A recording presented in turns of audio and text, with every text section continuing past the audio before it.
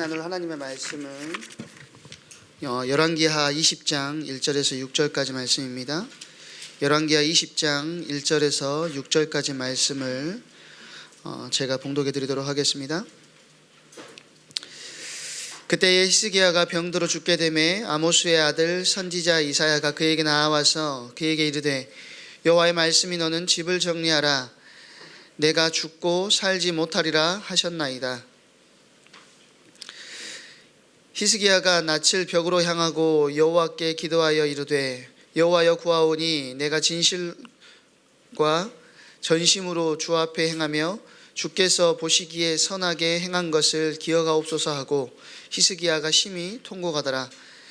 이사야가 성읍 가운데까지도 이르기 전에 여호와의 말씀이 그에게 임하여 이르시되 너는 돌아가서 내 백성의 주권자 히스기야에게 이르기를 왕의 조상 다윗의 하나님 여호와의 말씀이 내가 내 기도를 들었고 내 눈물을 보았노라. 내가 너를 낫게 하리니 내가 3일 만에 여호와의 성전에 올라가겠고 내가 내 날에 15년을 더할 것이며 내가 너와 이 성을 아수르 왕의 손에서 구원하고 내가 나를 위하여 또 내 종 다윗을 위함으로 이 성을 보호하리라 하셨더라.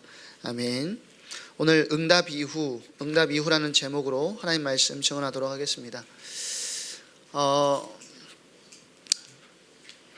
우리나라의 치안을 가지고 말하는 것 중에 뭐가 있냐면 카페에서 자리를 맞추거나 화장실 갈 때 가방이나 폰 또 지갑으로 자리를 맞추고 간다는 이야기들을 자주 합니다. 실제로 저도 그렇고요. 저도 카페에 가는 걸 굉장히 좋아하는데 맥북을 이렇게 올려놓고 지갑이 들어있는 가방을 놔두고 그렇게 가는 경우들이 굉장히 많이 있습니다. 근데 사실 이거 해외 나가면 절대로 해서는 안 되는 일 가운데 하나 아닙니까? 이 말은 우리나라 사람들이 도덕적으로 의식도 높겠지만 여기저기 카메라들이 많이 있다 보니까 아예 그냥 처음 생각부터 남의 물건을 손댄다는 것에 대해서 별로 신경을 안 쓴다는 것이죠. 남의 거 손대는 거 딱 하나 있습니다. 우리나라 사람들이 엄복동의 나라라 그래가지고 자전거만 맨날 잘 훔쳐가고 그러는데 제가 이제 재작년에 미국에 갔더니 선교사님께서 이제 한국 들어가시기 전에 하셨던 말씀이 뭐였냐면 가방을 차에다 두고 내리지 마라는 말씀이셨어요. 그러니까 한국에 있던 습관대로 미국 차는 앞에 선텐을 안 해놓더라고요. 틴팅이라고 하나요? 그러니까 차 안이 다 보이거든요. 근데 저는 습관대로 이제 차에다가 가방을 놓고 이렇게 내리려고 하니까 선교사님께서 가방을 놓고 내리면 안 된다라고 말씀을 하시는 거예요. 그러니까 가방이 털리는 건 문제가 안 되는데 차 유리를 깨고 가방을 가져간다라는 거죠. 근데 저는 한국에 와서 단 한 번도 차에다가 가방을 안 두고 내린 적이 없습니다. 제 차 뒷좌석은 가방 자리예요. 무슨 말을 하려고 제가 이 말을 하냐면 노리는 세력이 있는 곳에서는 스스로 조심을 해야 된다는 것이죠. 우리 부모님들이 여러분들에게 자주 그런 말들을 하실 겁니다. 너 믿음 지켜야 된다. 또 너 생각과 마음을 지켜야 된다. 너 공부하면서 나중에 직장 생활하면서 믿음 지키는 것이 가장 중요하다. 그렇게 말들을 많이 하실 겁니다. 저희 부모님도 제가 이제 광주 일고를 나왔는데요. 고등학교 가는 그 순간부터 저한테 뭘 사주셨냐면 작은 성경을 하나 사주셨어요. 학교 가서 꼭 읽어라. 학교 가서 꼭 읽으래요. 근데 여러분들도 잘 아시다시피 학교에서 성경 읽는 게 쉽지 않아요. 그러지 않습니까? 평상시에는 가만히 있는 친구들도 성경을 읽고 있으면 와서 툭툭 건들거든요.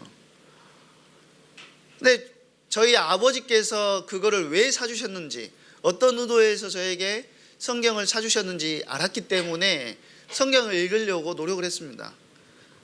그 이유는 뭐냐면 믿음을 지켜라, 말씀 앞에 서라, 또 네 생각과 마음을 지켜라라는 것이죠.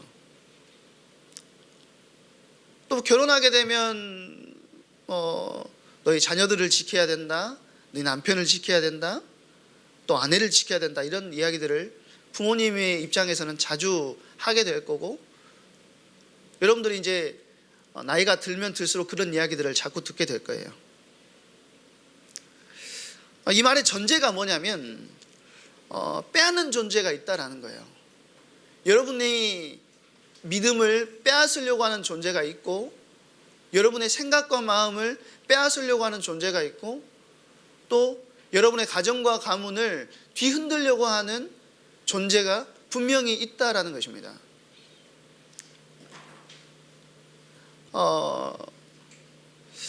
이것을 가르쳐 성경은 뭐라고 이야기하냐면 영적인 전쟁이라고 이야기를 하는 거예요. 이 영적인 전쟁은 모든 분야, 모든 삶의 전반에 걸쳐서 다 펼쳐져 있다라는 것이죠. 처음 교회 나오면 이 말이 무슨 말인지 모릅니다. 영적인 전쟁을 해야 된다. 도대체 뭔 소리야? 싶을 수도 있어요. 그런데 어느 날 말씀이 들리고 그 말씀을 하나하나 곱씹게 되면 내가 살고 있는 세상이 눈에 보이는 것뿐만이 아니고 분명한 영적인 원리에 의해서 돌아간다라는 사실을 알게 된다는 것이죠. 마귀와의 전쟁이라는 것이 분명하게 존재한다는 사실을 알게 된다는 겁니다. 눈으로 보이지 않았기 때문에 몰랐던 것들에 대해서 성경이 무엇을 말하는지를 알게 된다는 거예요. 사단은 끊임없이 저와 여러분을 공격합니다. 목사가 됐으니까 나이가 들어가지고 전도사 또 준목 목사 이렇게 과정을 밟잖아요. 과정을 밟았으니까 공격을 안 할 것 같습니까? 오히려 신학생 때 덜 공격하고요, 전도사가 되면 더 공격하고, 준목이 되면 더 공격하고, 목사가 되면 더 높은 차원의 고차원의 공격을 해요. 한 번씩은 목사 그만두고 싶다.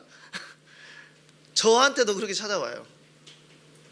아니, 사명을 안 받은 게 아니고 소명을 안 받은 게 아니고 하나님 앞에서 내가 정말로 하나님 온전하게 쓰임받기를 원합니다 분명히 했는데도 불구하고 제 생각과 마음 안에서 모든 것을 다 내려놓고 싶을 때가 굉장히 많아요.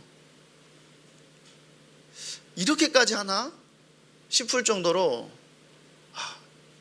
그만두고 싶다 이런 생각이 들 때가 많다라니까요. 그래서 몇 번 시도했습니다. 저도 몇 번 시도했는데 제가 그 머리가 한 번 깨진 적이 있거든요. 이제 가장 극심하게 시도했을 때 머리가 깨졌어요. 그래서 이제 여러분 앞에 서게 됐는데, 사단이 공격하는 중요한 요소 중에 하나가 뭐냐면 언제라도 우리를 이 길에서 넘어지게 하려고 한다는 거예요. 내가 가고 있는 이 길, 하나님께서 부르신 길이 맞고 하나님께서 원하시는 길이 맞다라는 것을 알면서도 여러분 앞에서 메시지를 하는 목사임에도 불구하고 이 길에서 중간에 좌초하게 만들고 떨어져 나가게 만드는 것이 사단의 속임수고 사단의 방법이라는 거예요. 예수 믿지 못했다면 예수 믿지 못한 그 상태 그대로 살게 만들고, 내가 예수님을 믿고 하나님의 자녀가 됐다면 그 믿음이 좋은 땅에 뿌리 내려가지고 30배, 60배, 100배의 결실을 맺지 못하도록 마음을 돌밭으로 만들거나 새를 보내가지고 하나님의 말씀의 씨앗이 깊이 뿌리 내리지 못하도록 다 먹어버린다는 것이죠. 주변의 사람들을 통해서 하기도 하고 이런저런 상황을 통해서 저와 여러분을 공격하기도 한다는 것입니다. 문제를 가져다 주기도 하지만 오히려 반대로 성공을 가져다 주기도 해요. 중요한 건 뭐냐면 내 상태가 문제 속에 있느냐 성공 속에 있느냐가 아니고 지금 계속해서 여러분에게 말씀드리고 있는 내 중심이 어디에 있느냐라는 거예요. 살다 보면 일이 안 될 때도 있고요, 잘 될 때도 있습니다. 그런데 안 될 때의 믿음이 잘 될 때의 믿음과 같은가를 꼭 확인해 볼 수 있어야 된다는 거예요. 성적이 좋을 수도 있고 나쁠 수도 있어요. 그런데 그것과 상관없이 내 믿음의 중심이 어디 있느냐가 중요하다는 거예요. 시험을 봤는데 성적이 잘 나왔어요. 하나님의 은혜다. 근데 다음 시험을 봤는데 시험이 성적이, 제가 한번 그런 적이 있어요. 아침에 이제 버스를 타고 가는데 그날이 수능 모의고사를 보는 날이었거든요. 얼마나 준비를 하면서 얼마나 그걸 합니까? 언어 영역 지문이 굉장히 길잖아요. 근데 아침에 버스 운전기사 아저씨가 노래를 틀어놨는데 그 노래가 아직도 기억이 나요. 제가 모르는 노래였거든요. 근데 가사가 뭐냐면 밧줄로 꽁꽁 밧줄로 꽁꽁 단단히 묶어라 내 사랑이 떠날 수 없게. 근데 이게 제 머릿속에 각인된 거예요. 지문을 읽는데 자꾸 밧줄로 꽁꽁 밧줄로 꽁꽁, 그게 계속 생각이 나는 겁니다. 아니 중간쯤 읽었으면 뭔가 이제 계속 읽어 나가야 되는데 밧줄로 꽁꽁 하면 다 잊어버리는 거예요, 앞에 있는 거를. 그러면 그 상황에서 나에게 성적을 못 맞게, 내가 성적이 안 좋으면 하나님이, 사단이 역사한 것이고 성적이 좋으면 하나님께서 은혜 주신 겁니까? 내가 성적이 좋든지 안 좋든지 간에 여러분이 가져야 되는 것은 하나님 자녀라는 중심이고, 하나님 자녀가 하나님께서 원하시는 그 길을 흔들리지 않고 나아가는 것이 중요한 것입니다. 제가 배를 탔는데요, 여러분들 한 번씩 놀이기구 타러 가면 바이킹 타잖아요. 근데 바이킹을 타면서 저는 한 번도 무섭다거나 스릴을 느껴본 적이 없어요.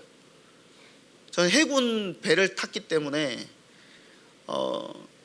해군 함정은 실제로 바이킹처럼 이렇게 올라가가지고 파도 속으로 깊이 들어갑니다. 파도 속으로 함수 전반이 들어갈 때도 있어요. 파도가 많이 칠 때는 5m 파도가 넘게 치면 배들은, 일반적인 배들은 밖으로 안 나가요. 근데 해군 배는 3m, 5m면 더 나가야 됩니다. 그런데 그런 상황에서도 그 마스트라고 함교 제일 높은 데 올라가면 거기까지 한 6m 넘거든요. 파도가 이렇게 올라와요. 근데 해군배가 그렇게 나갈 수 있는 이유는 뭐냐면 복원력이라는 게 있기 때문에 그래요. 들어갔다가 계속 들어가는 게 아니고 반드시 올라오게 된다는 것이죠. 신앙에도 뭐가 있어야 되느냐? 중심, 복원력이 있어야 돼요. 위로 올라갈 때도 있지만 내려갈 때도 있는 거예요. 흔들리지 말고 쭉 가라, 너네 넘어지면 안 돼를 말하는 것이 아닙니다. 넘어질 수 있어요. 무너질 수 있습니다. 중요한 건 뭐냐면 넘어지더라도 빨리 복원돼서 올라오는 게 중요한 거예요. 그것이 반복되다가 어느 순간에 처음에는 이게 엄청 진동이 심하다가 어느 순간에 이게 점점 이 폭이 줄어들게 되는 거예요. 이게 뭐냐면 저는 이 상태를 서밋의 상태라고 생각합니다. 문제 속에서도 다운되지 않고 성공 속에서도 특별하게 업될 이유가 없다는 거예요. 이게 뭐냐면 담임 목사님 한 번씩 말씀하시는 일희일비하지 않는 거예요. 하나 좋은 일이 있다고 해서 막 기뻐하고 하나 나쁜 일이 있다고 해서 막 슬퍼하고 그런 수준이 아니라는 것이죠. 여러분, 여러 가지 기도의 제목들이 있을 건데 기도 응답을 놓고 생각할 때 우리의 기준은 내가 바라거나 원한 것이 이루어지는 것이 기도 응답이라고 생각할 수 있습니다. 그렇잖아요. 하나님 A를 주세요. A가 필요합니다. 그러면 A가 생기는 것이 기도 응답이라고 생각할 때가 많아요. 물론 어느 정도는 맞는 이야기입니다. 그런데 나에게 기도거리를 허락하신 하나님께서 아무 목적 없이 그냥 병 주고 약 주고 하시기 위해서 그 문제를 허락하셨겠습니까? 그렇지 않다라는 것이죠. 그 문제 속에서 빠져나오는 것도, 기도를 통해서 그 문제를 해결해 나가는 것도 하나님의 큰 계획 속에 들어가 있지만, 나에게 이 문제를 허락하시고 벗어나는 과정을 통해서 하나님이 원하시는 변화가 있기를 원한다는 거예요. 그게 뭐냐면 여러분이라는 자아가 깨지기를 원하시는 거예요. 나중심이라고 하는 자아가 깨지기를 원하는 겁니다. 그리고 그 나중심을 자꾸 깨트려서 뭐 중심으로 만들기를 원하시느냐? 하나님 중심으로 만들기를 원하시는 거예요. 그 과정을 통해서. 오늘 본문의 기도는요, 히스기야 왕의 기도입니다. 지금 이미 북이스라엘은 아수르에 멸망한 상태예요. 721년에 기원전 721년에 북이스라엘은 이미 아수르에 멸망했어요. 남유다는 아직 망하지 않은 상태죠. 아수르의 18만 5천 군대가 북이스라엘을 멸망시키고 남유다를 공격을 했는데 히스기야의 기도 속에서 하루아침에 믿음의 역전이 일어나게 하셨어요. 그리고 이 승리가 아수르, 우리는 아수르라고 하지만 아시리아라고 하는 강대국이 무너지게 하는 단초를 제공합니다. 그런데 이제 살만해졌잖아요. 공격하고 힘들게 하고 어렵게 하는 나쁜 나라가 지금 좀 조용해지고 잠잠해지고 나라의 평화가 찾아왔어요. 살만해졌는데도 불구하고 살만하니 히스기야가 죽을 병에 걸린 겁니다. 오늘 본문 1절에 보니까 그때에 하고 시작하죠. 그때가 언제냐면 멸망의 위기에서 구원해 주신 하나님의 은혜를 경험하고 가장 큰 적이던 아수르 왕 사네립이 죽은 그 다음을 이야기하는 거예요. 히스기야가 왕이 된 지 14년째입니다. 히스기야가 총 29년을 다스렸는데 14년째면 딱 언제예요? 딱 중간이에요. 딱 중간에 지금 문제가 찾아오게 된 거예요. 그 문제가 뭐냐면 죽을 병이라고 하는 문제가 히스기야에게 찾아왔다는 것이죠. 선지자 이사야가 찾아오는데, 선지자가 찾아온다고 하면 의뢰, 나 낫게 되겠구나 이런 생각을 할 수 있는데, 이사야가 찾아와가지고 희망의 소식이 아니라 당신 죽을 거니까 당신의 집을 정리해라 라고 이야기를 해요. 히스기야 입장에서는 얼마나 실망스럽고 화가 나겠습니까? 한번 생각해 보세요. 아파 누워있는 사람을 위로를 못 해줄 망정, 너 죽을 거니까 정리해야 돼, 이렇게 말하는 거예요. 섭섭하기도 하고 낙심이 됐을 수도 있죠. 성경에 보면 하나님께서 선지자를 보내실 때가 있어요. 이거는 심판을 선포하기 위함이지만 그 뒤에는 꼭 뭐가 있냐면 돌이키게 하시기 위한 하나님의 은혜가 숨겨져 있습니다. 너 심판할 거야? 이게 목적이 아니고 돌아서야 돼? 라는 것이 목적에 깔려 있어요. 다윗이 범죄했을 때 나단 선지자를 보내가지고 다윗을 회개케 하신 것도 하나님의 은혜였고요. 느니웨가 엄청난 범죄 가운데 있을 때 작년에 보니까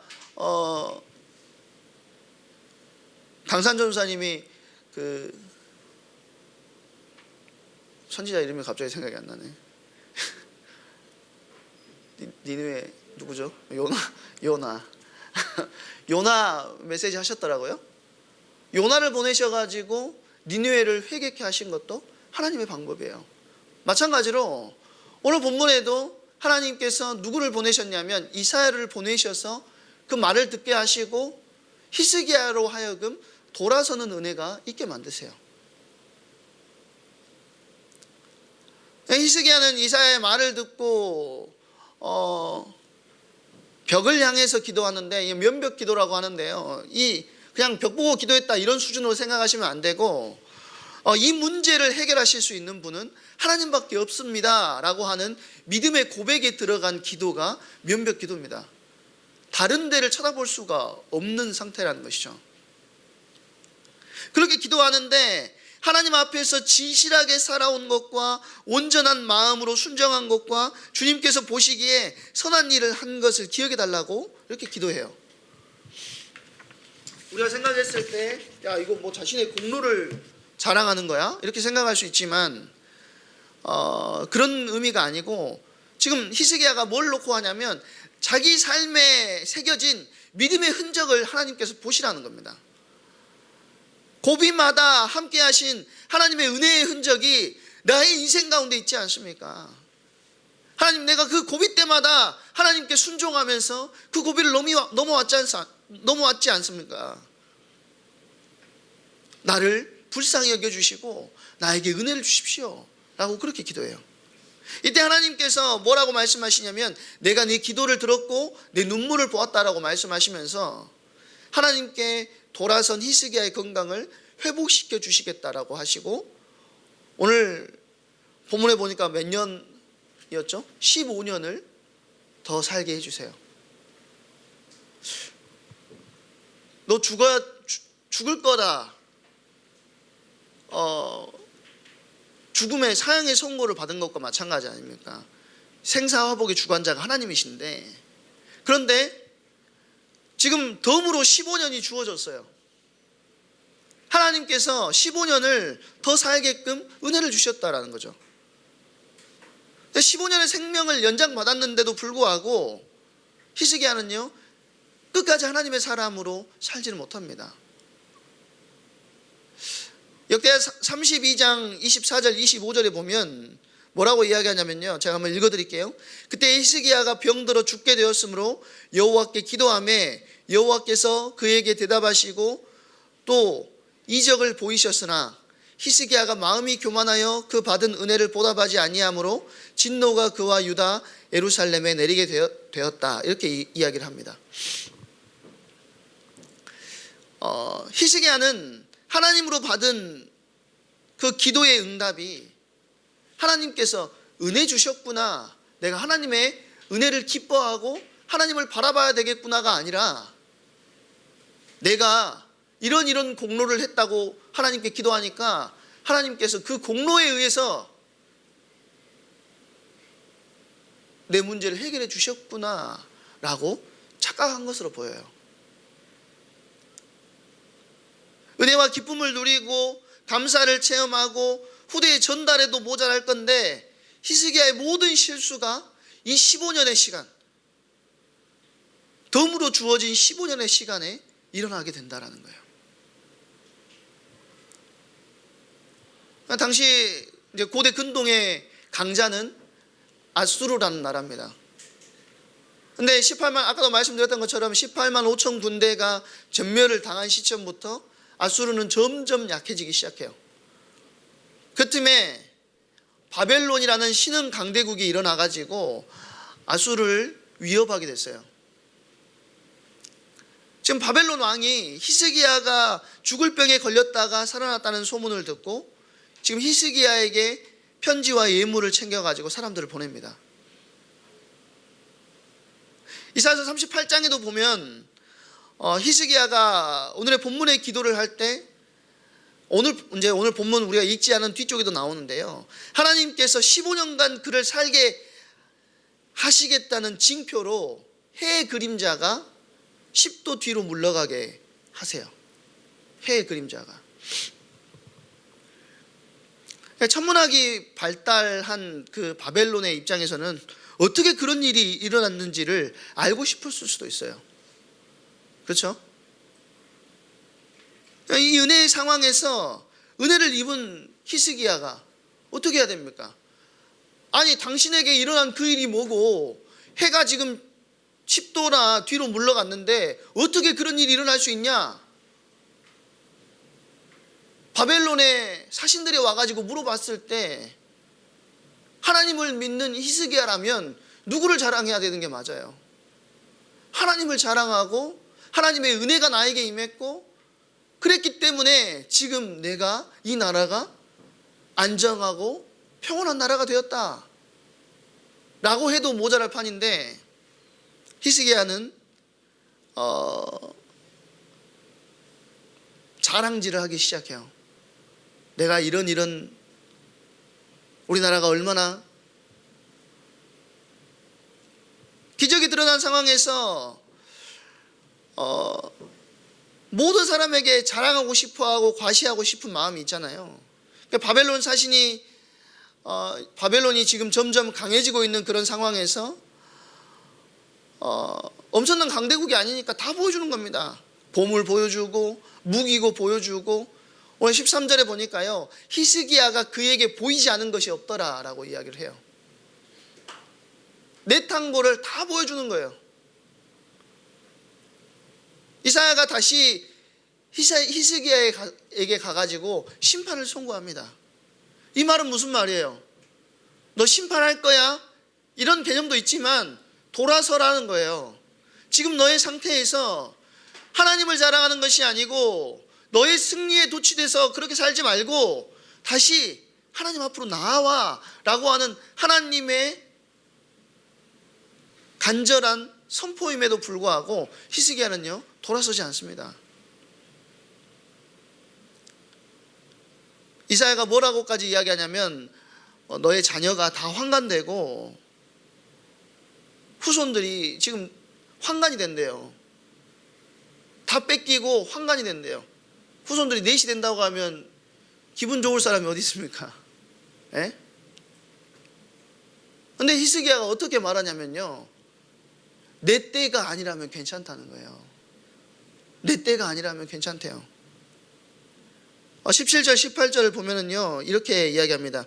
여호와의 말씀이 날이 이르리니 왕궁의 모든 것과 왕의 조상들이 오늘까지 쌓아두었던 것을 바벨론으로 옮긴 바 되고 하나도 남지 아니할 것이요 또 왕의 몸에서 날 아들 중에서 사로잡혀 바벨론 왕궁의 환관이 되리라 하셨나이다 하니. 자, 이 정도면 가슴을 치고 회개하고 내가 왜 그랬을까? 하나님, 내가 돌아섭니다. 하나님의 은혜를 구합니다 해야 됐잖아요. 다시 벽을 바라보고 하나님의 인도하심을 구해야 되잖아요.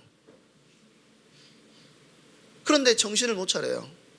얼마나 자기중심적이며 개인주의적인지 후손들이 망한다고 해도 걱정하지 않는 거예요. 19절에 보면 히스기야가 뭐라고 하냐면 히스기야가 이사야에게 이르되 당신이 전한 바 여호와의 말씀이 선하니이다. 또 이르되 내가 사는 날에 태평과 진실이 있을진데 어찌 선하지 아니하리요. 자녀들 때, 당신의 때가 아니고 자녀들 때에 바벨론이 이걸 다 뺏어간다라고 하니까 내가 사는 날에 태평과 진실이 있는데 이거 선한 일이지 뭐 그게 뭔 문제가 있냐 라고 히스기야가 말한다라는 거예요. 하나님께서 히스기야에게 왜 죽을 병을 주셨습니까? 죽을 병이 걸렸는데 기도했더니 나았다가 중요한 것이 아니라 히스기야의 자기중심적이고 하나님께 멀어지고 있는 그 모습이 깨져야 된다는 거예요. 삶이 깨져야 된다는 거죠. 그것을 죽을 병이라는 것으로 축약해가지고 하나님께서 히스기야에게 주셨어요. 큰 시험이 온다는 것은 하나님께서 짧은 시간 안에 박살내기를 원하시는 것이 있다라는 거예요. 근데 깨지기는커녕 오히려 교만해지고 자랑질하는 거죠. 그리고는 다 잃게 된다는 것입니다. 후손들이야 포로로 끌려가든 말든 내 시대에 태평하면 문제없다라고 이야기해요. 영적 싸움이라는 것은 잘 될 때가 더 힘들어요. 안 될 때는 오히려 낫다니까요. 안 될 때는 하나님밖에 바라볼 곳이 없어요. 그러니까 무릎으로 나와서 하나님 바라보고 하나님의 은혜를 구하고, 그래서 새벽 예배 안 나오다가 갑자기 어떤 성도님이 새벽 예배 나오면요 걱정이 되기도 합니다. 저분이 뭔 일이 있나? 그래서 그분들한테는 찾아가가지고 한 번씩 물어보기도 해요. 뭔 일 있으세요? 그런데 잘 될 때는요 그렇게 하지 않는다는 거예요.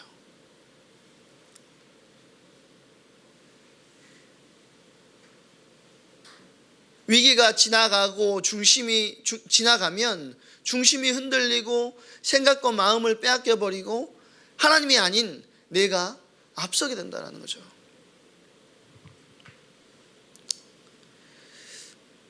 우리의 중심을 지킨다는 것은, 야 네가 안 될 때 하나님 앞에 서야 돼, 이 수준이 아니라 잘 되든 안 되든 현실에 문제가 있든지 없든지 간에 하나님 앞에서는 신앙의 결단들을 하는 것입니다.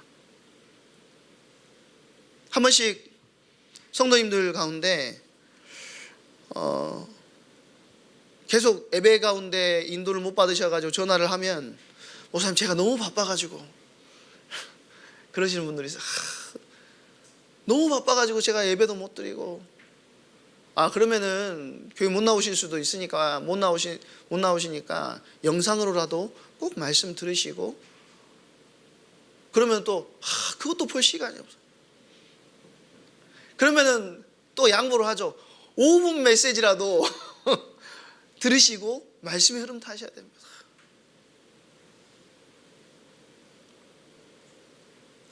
요즘에 제가 어쩌고 바빠가지고 그것도 볼 시간이 없습니다. 이런 말이 입 밖으로 나올까 말까, 안 바쁘게 기도해 드릴까요? 이런 말이 입 밖으로 나올까 말까 하는데 참죠. 히스기야의 아들이 므낫세인데 남유다의 최악의 왕입니다. 여러분 잘 아시는 이사야 시대, 지금 계속 이사야 선지자가 와가지고 하나님 말씀을 선포했잖아요. 이사야 시대의 왕인데 므낫세도, 이사야가 왕족이거든요. 그러니까 지금 므낫세하고 이사야는 친척입니다. 친척. 근데 이사야 선지자가 계속 하나님 말씀 선포하고 하니까 이사야 선지자를 잡아다가 톱으로 켜서 죽였어요. 히브리서에 보면, 히브리서 11장인가요? 믿음장에 보면 톱으로 켜서 죽임을 당하고 이런 내용이 나오는데, 그게 누구 이야기하냐면 이사야 선지자의 이야기를 하는 겁니다. 하나님 말씀 듣기 싫다고 이사야 선지자 잡아가지고 톱으로 켜서 죽여요. 그리고 14대 15대 지나고 마지막에 16대가 이제 요시야 왕이고, 그 뒤에는 이제 남유다가 완전히 멸망의 길로 걸어가요. 그러니까 남유다의 멸망의 시작은 누구냐면 하나님이 보시기에 다윗의 길로 행했던 히스기야의 말년에 의해서 그 시작이 일어났습니다. 하나님이 우리를 너무 사랑하셔서 우리를 부르셨어요. 기도도 하고 응답도 받습니다. 그래서 여기까지 왔죠. 그런데 하나님이 원하시는 뜻은 지금의 100배, 1000배 여러분을 통해서 영광 받기를 원하세요. 여러분이 잘 돼서도 영광을 받지만 안 돼서도 하나님께 영광 돌릴 수 있는 것은 여러분의 중심을 드릴 때 진짜 하나님께서 영광 받으신다는 거예요. 우리가 자꾸 깨지기를 원하세요. 하나님께서는 자꾸 우리는 그 질그릇의 보배를 지녔다라는 성경 말씀이 있잖아요. 여러분, 저와 여러분은 질그릇인데 질그릇의 보배를 다 가지고 있어요. 근데 자꾸 우리는 스펙이나 화려한 것들로 뭘 가꾸려고 하냐면 우리의 질그릇을 금그릇으로 바꾸고 은그릇으로 바꾸고 다이아몬드 그릇으로 바꾸기를 원해요. 근데 하나님께서 원하시는 건 뭐냐? 그거 아니야. 그 그릇 깨져야 돼. 그 그릇이 깨지고 그릇이 금가면 금가고 깨지면 깨질수록 그 안에 있는 보화가 더 빛이 나고 더 드러나는 것입니다.